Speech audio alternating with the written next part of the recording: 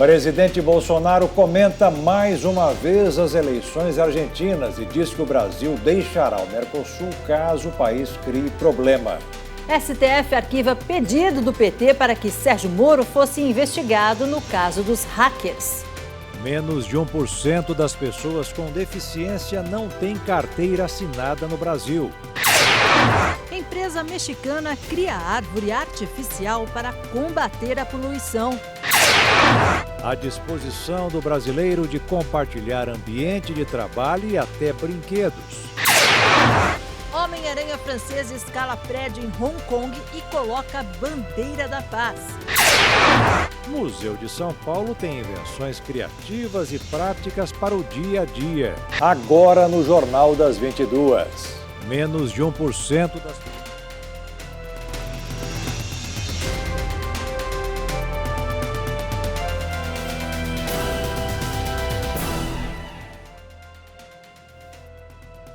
Olá, boa noite. Boa noite.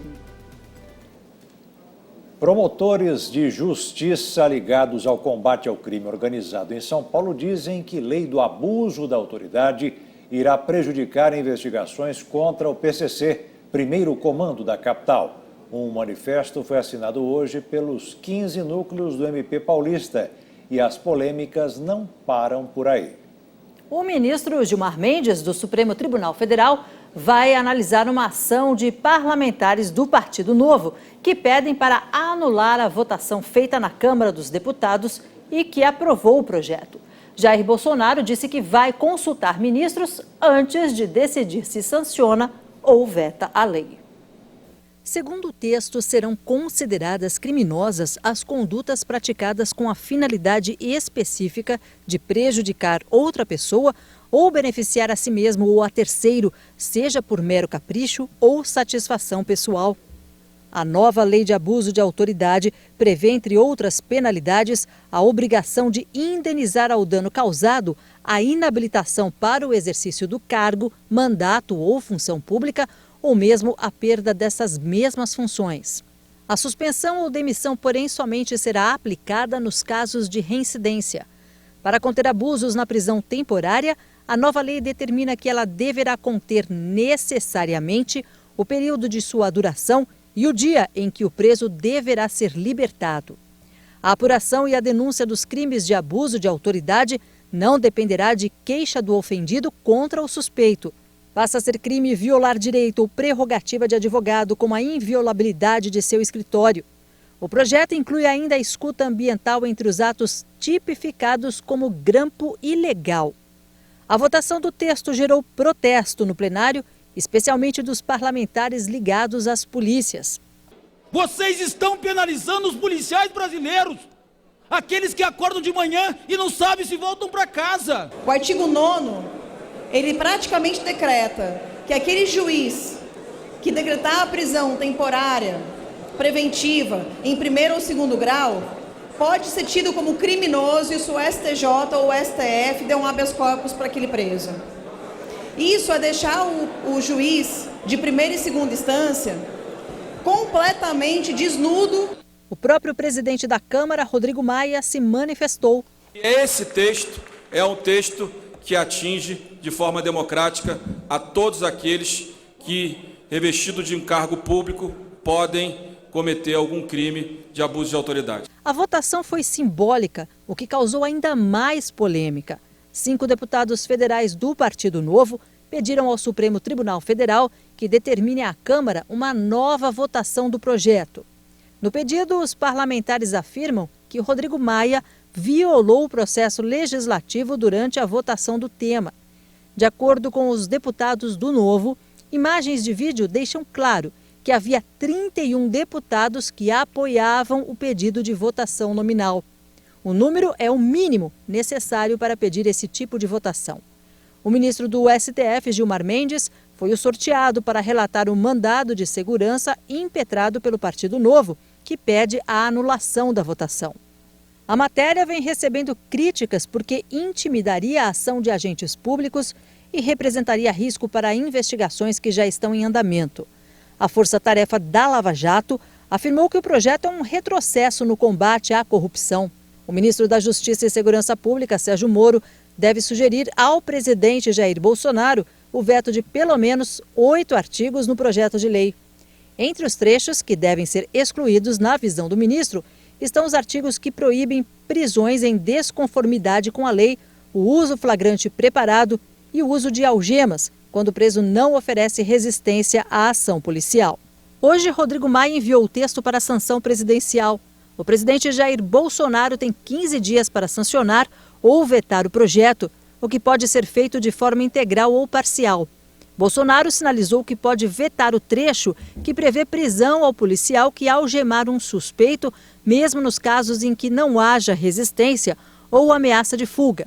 Ele disse que isso não pode existir. O presidente afirmou que irá consultar ministros para decidir sobre a lei de abuso de autoridade. Vamos ouvir os ministros, como é de praxe, e de acordo com a orientação deles, a gente toma uma decisão. Durante coletiva no Palácio do Planalto, o presidente Bolsonaro afirmou que se Alberto Fernandes e Cristina Kirchner vencerem as eleições na Argentina, o acordo com a União Europeia poderá fazer água. Bolsonaro também concordou com a declaração feita pelo ministro da Economia, Paulo Guedes, de que o Brasil poderá deixar o bloco do Mercosul, dependendo do resultado do pleito. Após ser questionado se suas críticas à chapa de Fernandes e Kirchner não deixariam o Brasil numa situação difícil de voltar a ter uma boa relação com a Argentina, Bolsonaro foi categórico. Difícil retornar depois que a Cristina quis se assumir, daí que vai ser difícil. Ela é vice, o candidato cabeça de chapa, já visitou Lula, já falou que é uma injustiça a prisão do Lula, já disse que vai rever o Mercosul. E o Paulo Guedes acabou de falar, vocês tomaram conhecimento, eu vi na imprensa, vou ver se é verdade, que se tiver problema com a Argentina, a gente sai do Mercosul. A declaração do ministro da Economia, Paulo Guedes, foi feita ontem, durante um evento do mercado financeiro em São Paulo. Existe uma química excelente entre o Macri e o presidente Bolsonaro, entre os dois e o Trump, facilita tudo se ganha o Macri lá. Agora, o destino é dos argentinos. E nós somos uma nação continental. O nosso foco é recuperar a nossa dinâmica de crescimento. Desde quando o Brasil, para crescer, precisou da Argentina. Mas o Mercosul? Bom, o Mercosul é um veículo para a gente abrir a economia. E se a Kirchner entrar e quiser fechar? Quiser fechar, a gente sabe o Mercosul. Para a imprensa, Bolsonaro sinalizou que o acordo firmado entre o governo brasileiro e a União Europeia poderá sobreviver, mesmo sem o apoio de Macri na Argentina. Depende do futuro presidente da Argentina. Se tiver uma linha semelhante ali, o que tinha ali Maduro no passado, ou a própria Cristina Kirchner, que é vice, a gente vai ter dificuldade. Se ele fala que quer rever o Mercosul, é o que nós construímos, agora, no Japão, por coincidência, estava lá, o acordo comercial com a União Europeia pode fazer água. Alberto Fernandes, que tem como vice a ex-presidente Cristina Kirchner, venceu as primárias no último domingo com 47% das intenções de votos. O atual presidente Maurício Macri ficou com 32%. Esse pessoal que está assumindo não quer o bem da Argentina. Lembra da Cristina Kirchner? Fechou muitos órgãos de imprensa. Colegas de vocês foram amordaçados, vai voltar a mesma coisa. A gente precisa ter bola de cristal para adivinhar isso daí. Ainda na mesma coletiva em Brasília, Bolsonaro falou sobre o bloqueio de 1.440 bilhões de reais do orçamento da União. O contingenciamento afeta diversos ministérios. Segundo o presidente, o Exército vai entrar em meio expediente. O Brasil todo está sem dinheiro, obrigado pela pergunta. O Brasil todo está sem dinheiro. Em casa que falta pão, todos brigam, ninguém tem razão. Os ministros estão apavorados, que a gente pode... Nós estamos aqui tentando sobreviver o corrente ano, não tem dinheiro. E eu já sabia disso, estão fazendo um milagre, conversando com a equipe econômica, a gente pode fazer para sobreviver. O Exército vai entrar em meio expediente, não tem comida para dar para o recruta, que é o filho de pobre. A situação que nós encontramos é grave, não há maldade da minha parte, não tem dinheiro, só isso, mais nada. A ministra do Supremo Tribunal Federal, Carmen Lúcia, determinou o arquivamento de um pedido do Partido dos Trabalhadores para que o ministro da Justiça, Sérgio Moro, fosse investigado por abuso de autoridade na atuação da Operação Spoofy. A operação investiga a invasão de celulares de diversas autoridades. De acordo com a decisão, não há provas suficientes para que Moro tivesse a intenção de destruir as mensagens encontradas. A ministra Carmen Lúcia foi a relatora do caso e destacou que o entendimento do Supremo é seguir a Procuradoria-Geral da República quando se pede o arquivamento. Assim, o STF seguiu o parecer da Procuradora-Geral, Raquel Dodge. Na decisão da PGR, Dodge afirmou que não há elementos de que o ministro da Justiça e Segurança Pública, Sérgio Moro, tenha obtido o teor das mensagens e tivesse a intenção de destruir o material obtido pelos hackers. O conteúdo foi divulgado pelo site The Intercept Brasil e mostrou mensagens trocadas entre Moro, quando ainda era juiz, e o coordenador da Força Tarefa da Lava Jato no Paraná, Deltan Dallagnol. Para o PT, as mensagens mostram que o juiz trabalhava em conjunto com o Ministério Público. Moro e Deltan não reconhecem a autenticidade das mensagens. O PT ainda entrou com outra ação contra o ministro no Supremo. Dessa vez, o Partido dos Trabalhadores afirma que Moro agiu ilegalmente em uma operação que combate uma facção criminosa. O Supremo ainda não sorteou o relator da ação. 8 em cada 10 brasileiros estão mais dispostos a adotar práticas de consumo colaborativo.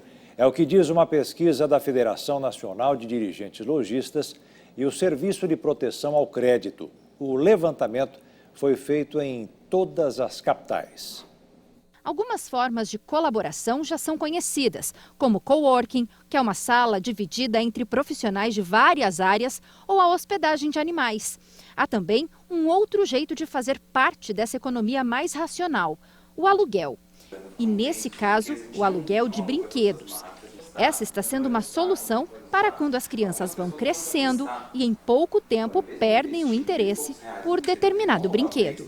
Muitos pais gastam uma fortuna com brinquedos que as crianças usam por pouquíssimo tempo, por 1, 2 meses no máximo. Mas aqui eles podem alugar mais de 800 modelos diferentes e economizar até 80% do que pagariam pelo brinquedo novo na loja.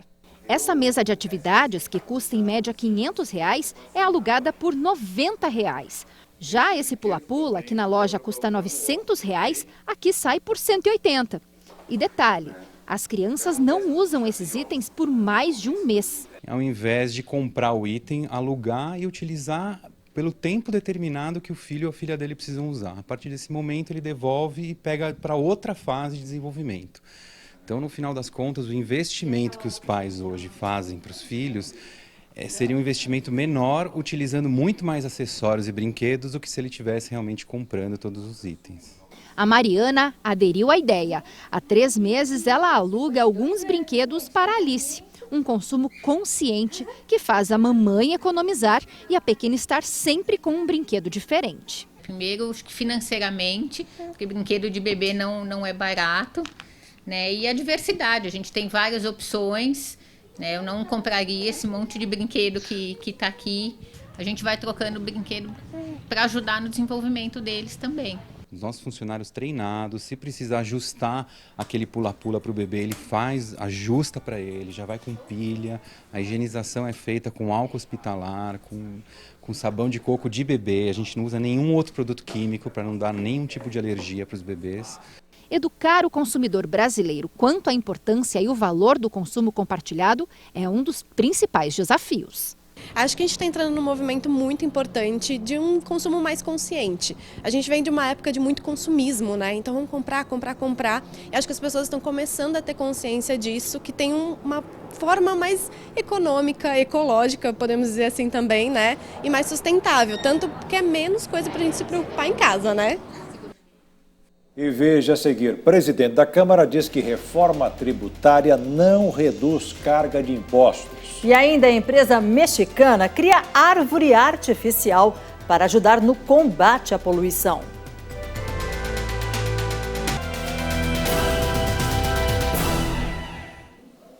O presidente da Câmara, Rodrigo Maia, disse que a reforma tributária não vai reduzir a carga de impostos e sim trabalhar na simplificação para estimular o crescimento da receita. Rodrigo Maia participou de um evento que reuniu um grupo de líderes empresariais em São Paulo. O presidente da Câmara afirmou que vai esperar a proposta que o governo federal irá enviar nas próximas semanas ao Congresso, para anexá-la à proposta inicial de autoria do deputado Baleia Rossi. Segundo Maia, assim que as duas propostas forem anexadas, ele dará andamento nas comissões e abrirá prazos para os parlamentares apresentarem novas emendas para chegar em um consenso sobre a principal proposta que irá para a votação. A gente não vai olhar para uma reforma tributária hoje dizendo nós vamos reduzir a carga tributária. Se existe despesa, e se a despesa é obrigatória, como no caso do Brasil hoje, porque as despesas, o governo federal tem 94% das suas despesas obrigatórias, nos governos estaduais deve ser muito parecido, ninguém vai conseguir da noite para o dia reduzi-lo. Então nós vamos ter que trabalhar a reforma tributária na sua simplificação para que ela estimule o crescimento. O deputado destacou que há setores que pagam menos impostos e pagam mais. Maia afirmou que a reforma vai equalizar as diferenças. De acordo com o presidente da Câmara, ele tentará aprovar a reforma até o fim deste ano. E a Caixa Econômica Federal deve lançar na próxima semana mudanças nas regras de concessão de crédito imobiliário. As medidas podem reduzir os juros de financiamento de imóveis no país. A partir do uso do índice oficial que mede a inflação para reajustar o financiamento imobiliário, as taxas de juros vão cair. O presidente da Caixa Econômica Federal, Pedro Guimarães, disse que o banco vai ter linhas de crédito imobiliário com custo indexado ao IPCA. Essas linhas estão envolvidas com o sistema financeiro de habitação. Terça-feira que vem, uma coisa que vai mudar a vida dos brasileiros, na verdade o senhor vai anunciar, vai ser uma coisa... Só dá um toquezinho, só bem por quê? Parte de crédito imobiliário, a gente vai mudar a história do crédito imobiliário, porque a gente vai... O presidente que vai anunciar junto com o Paulo Guedes. Terça-feira? Terça-feira. Terça-feira, boa notícia para quem quer comprar ou quem já comprou também, não?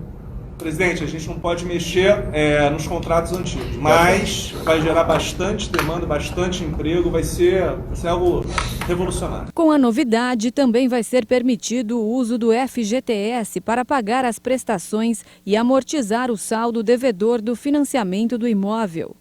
No sistema financeiro, é possível comprar imóveis avaliados em até R$1,5 milhão. Atualmente, o financiamento é corrigido pela taxa referencial, mais uma taxa de juros que pode ser no máximo de 12% ao ano. Mas no mercado, bancos praticam taxas de até 8%. Com o uso do IPCA, a expectativa é que a taxa de juros seja ainda menor, reduzindo o custo final para o consumidor. O IPCA acumulou alta de 3,2% nos últimos 12 meses. Quase 2 milhões de consumidores já fizeram o cadastro no site Não Me Perturbe, que completa um mês hoje. O serviço da Anatel entrou em operação para bloquear as indesejadas ligações de telemarketing. E o Procon também pode ajudar a barrar esses telefonemas.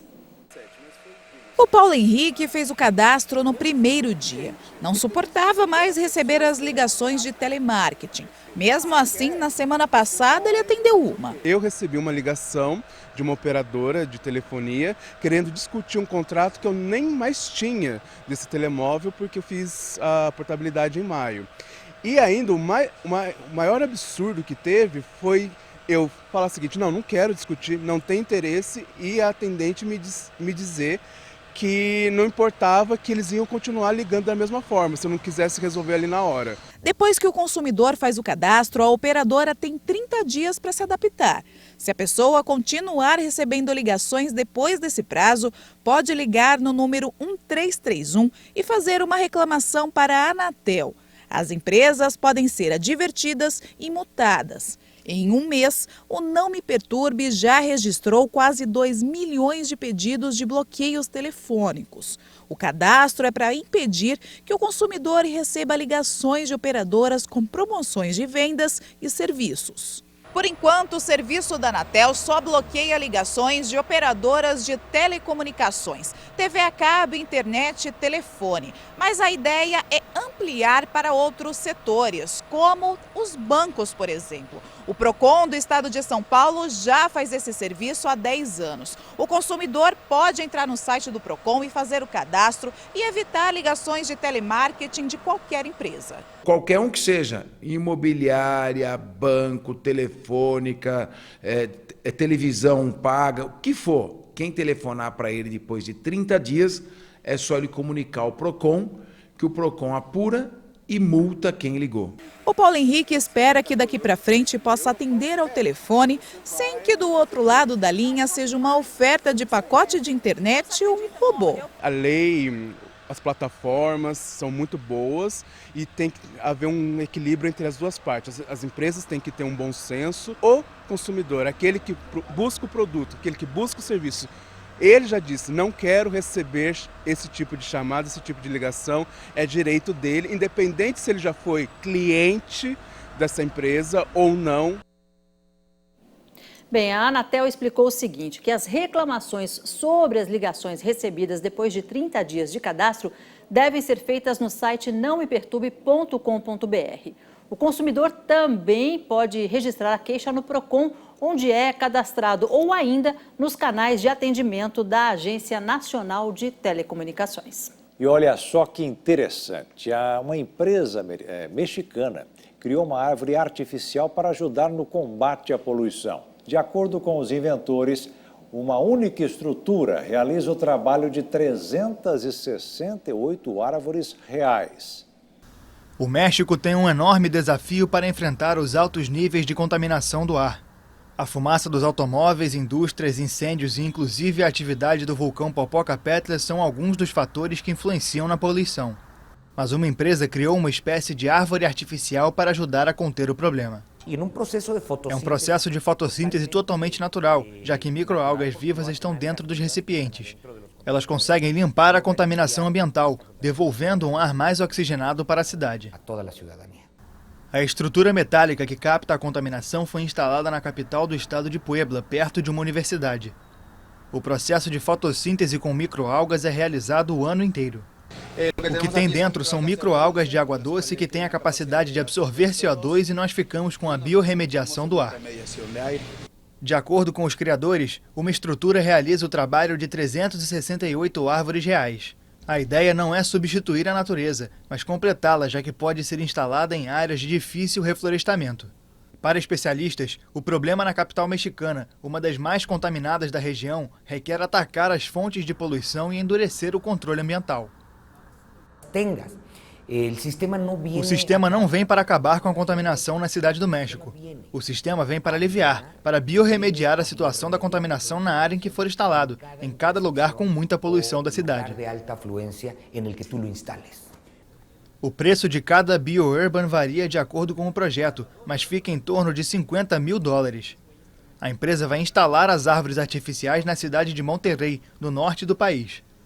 A estrutura também foi disponibilizada na Turquia, Colômbia e Panamá. E a seguir, ex-presidente Temer pede a liberação do passaporte diplomático para viajar até a Inglaterra. E ainda, Homem-Aranha francês pede paz em Hong Kong.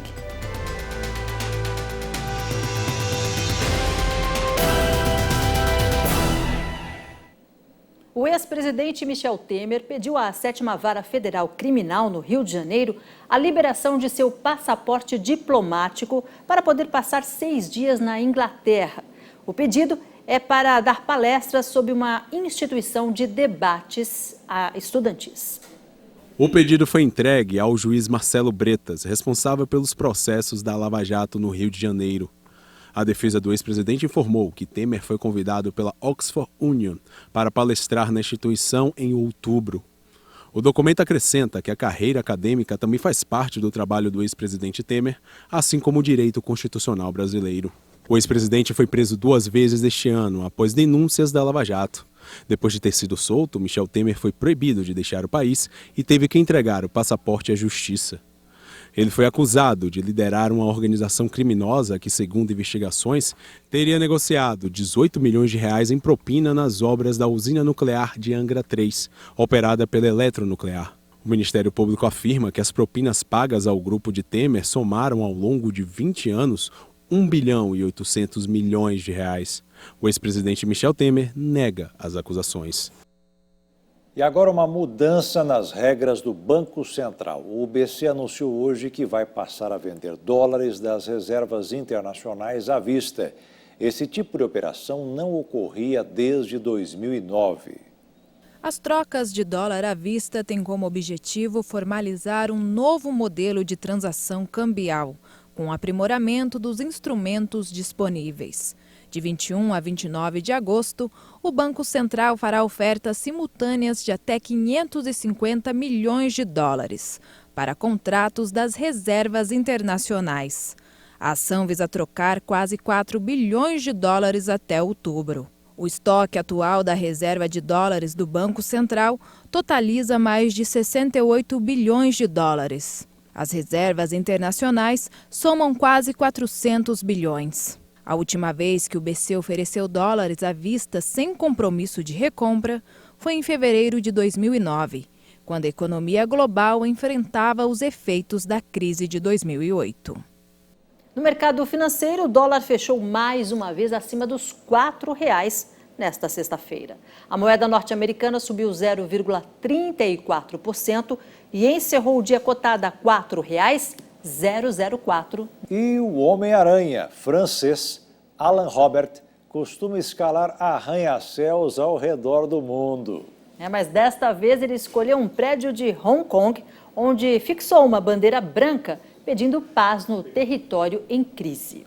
Sua ação era um apelo urgente a consultas entre a população de Hong Kong e o governo. Milhares de pessoas saíram às ruas da ex-colônia britânica contra um projeto de lei que permitiria extradições para a China continental. Mas o movimento se ampliou e passou a exigir liberdades democráticas, o que vem agravando a tensão com o governo chinês. E veja a seguir, as empresas ainda não cumprem lei de cotas para deficientes como deveriam. E ainda as curiosidades do Museu da Invenção.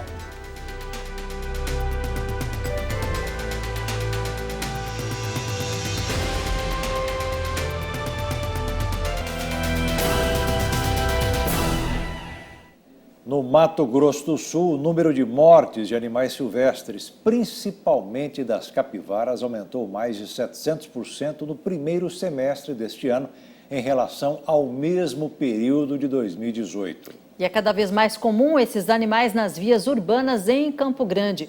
Um estudo da Universidade Federal do Mato Grosso do Sul colocou 20 coleiras com GPS em grupos de capivaras para monitorar o comportamento e ajudar a frear os casos de atropelamentos e mortes.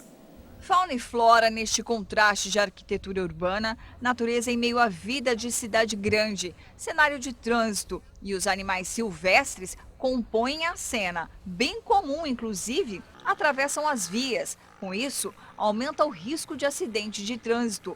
Placas reforçam o cuidado. Os registros apontam que neste primeiro semestre foram 109 casos de animais em vias públicas e mais de 25 denúncias de atropelamentos. Já no mesmo período de 2018, foram 6 atropelamentos. Este corretor de imóveis chamou nossa equipe de reportagem depois que presenciou o momento em que uma das capivaras foi atropelada. É um animal, mas o animal também faz parte desse mundo maravilhoso que nós temos, né? Nós temos que respeitar a natureza, né? Um trabalho de mestrado da UFMS, orientado pelo professor Luiz Gustavo, verifica justamente como esses animais se adaptam nas cidades. Esses animais que ocupam a cidade em Campo Grande, eles conseguem viver dentro da cidade, né? Eles não precisam de nenhum insumo externo. A cidade mesmo provê condições para manter essas populações ali dentro. 20 grupos de capivaras estão com esses colares, com GPS. São informações que vão mapear o comportamento, a movimentação dos animais vivendo em parques da cidade. A partir do monitoramento das capivaras, a pesquisa vai indicar como está a convivência desses animais silvestres nos centros urbanos, além de ajudar também a conscientizar a população para evitar atropelamentos e mortes desses animais. Então a gente tem uma ideia em tempo real a cada meia hora onde cada um desses grupos estão. E essas informações nos ajudam então a entender que horas que eles saem de parques, se tem algumas áreas que existem maior propensão a eles passarem, né? E aonde, para ver se a gente consegue então juntar as informações de atropelamento com as informações de movimentação, para ver se realmente onde os animais mais andam é realmente o lugar que tem mais risco. A lei de cotas para deficiente completou agora em 2019 28 anos, mas os resultados estão aquém do esperado, tanto pelo governo como por entidades que atuam na defesa dos direitos de pessoas com deficiência. A legislação prevê que empresas com 100 ou mais funcionários tenham entre 2% e 5% de trabalhadores portadores de deficiência. No entanto, segundo dados do Ministério da Economia, este percentual nunca passou de 1%. Há muito tempo, a Joana Dark está em busca de uma vaga no mercado de trabalho. Ela já cansou de enviar currículos, mas nunca foi chamada por nenhuma empresa. E sua saúde frágil é o principal motivo. Você fica ali dentro de casa e é como se você... Desculpa. As pessoas olham para você e falam assim, nossa, você não faz nada. Não é por falta de querer ou de procurar. É falta de opção mesmo. A lei brasileira determina que as empresas com mais de 100 funcionários reservem de 2% a 5% das vagas para pessoas com deficiência. No entanto, das 45 milhões de pessoas com algum tipo de deficiência no país, menos de 1% tem carteira assinada. De acordo com o Ministério do Trabalho, são 724 mil vagas formais com registro em carteira, que devem ser ocupadas por pessoas com deficiências. Mas apenas 418 mil estão ocupadas. Isso significa que 305 mil vagas continuam abertas. De acordo com a diretora da Associação Brasileira de Recursos Humanos, muitas vagas ainda não foram preenchidas porque as empresas não estão preparadas para receber esses profissionais. Ainda falta por parte da empresa programas que atraiam essas pessoas, né? Que visitem lugares corretos onde você encontra esse público qualificado, então primeiro ponto. E o segundo lado é a empresa também está preparada para fazer um processo de integração. É um trabalho de educação dos dois lados, né? Então a gente precisa sim fazer esse trabalho. Quanto mais eu trouxer pessoas, mais eu vou educar a minha organização. Quanto mais eu preparar o gestor para ler esse comportamento preconceituoso e se livrar dele. Um projeto apresentado na Câmara dos Deputados em Brasília quer mudar isso. A proposta da deputada Maria Rosas, do PRB de São Paulo, quer que as empresas que não cumpram a lei sejam multadas. A intenção é assegurar os direitos conquistados pelas pessoas com deficiência e provar que elas são altamente capazes de serem inseridas no mercado de trabalho. Aqui nós proporcionamos essa capacitação dentro dos interesses dela, do potencial, do que ela pode realmente fazer. Nós consideramos esse potencial, o que ela pode desenvolver e não a deficiência. Uma esperança para a Joana Dark, que sonha em contribuir com o marido no sustento da casa. Vai melhorar a minha autoestima, para mostrar o meu potencial e para contribuir com a renda em casa. A cidade de São Paulo abriga há 23 anos o Museu de Invenções. Ele é o primeiro da América Latina. No acervo estão mais de 300 curiosidades que atraem o público de diversas gerações. E olha só o outro nome dele, a Inventolândia, que nome difícil, como também é conhecido o museu, já foi visitado aí por milhares de pessoas, entre alunos de escolas e públicos curiosos. E lá, Jaqueto, a gente encontra algumas coisas que a gente tem dentro de casa. É mesmo? Mas que não faz a mínima ideia para que serve. Vamos lá ver. Você sabe para que serve esse furinho no cadeado? O senhor convive com ele vê todo dia, né? Sim. Nunca imaginou o que era? Não. Para que serve? Esse furinho é para lubrificar? Mais ou menos isso. E esse outro bem pequeno na caneta? Entrar ar para ajudar na tinta? Você também usa essa caneta no dia a dia? Uso bastante. Já viu esse furinho? Já vi, também não sei para que serve. Achei que era só detalhe mesmo. Não tem a menor ideia? Não. Já viu esse furinho aqui no meio? Já reparei. Para que ele serve? Aí eu não sei te dizer. Já imaginou para que serve esse furo na concha de macarrão? Macarrão concha é para pegar o macarrão, né? Também não faço a mínima ideia. Eu uso mais desse tipo de colher que tem em casa. Sim, é para tirar macarrão. Procura Não sei, não tem ideia não. Mas já viu várias vezes? Já. Nunca pensou no que Não. podia servir? Não, de jeito nenhum. Informações como essas têm invadido as redes sociais e despertado o interesse de muita gente, que convivem diariamente com os objetos e desconhecem algumas funções. Você sabia, por exemplo, que esse risquinho no teclado serve para a pessoa identificar a letra e não precisar olhar na hora que está digitando? E essa seta no marcador de combustível do painel do carro? Ela indica em qual lado está o tanque para o motorista saber na hora de abastecer. Já esse pequeno bolso nas calças originalmente foi pensado para guardar os relógios de bolso. E por trás dessas curiosidades há o árduo trabalho do inventor. Aquelas pessoas que têm ideias diferentes e conseguem transformá-las em algo útil. O Brasil é o 11º país do mundo em patentes, que é justamente o registro de novos produtos. Mas mais que a quantidade, o que chama atenção é a criatividade do brasileiro.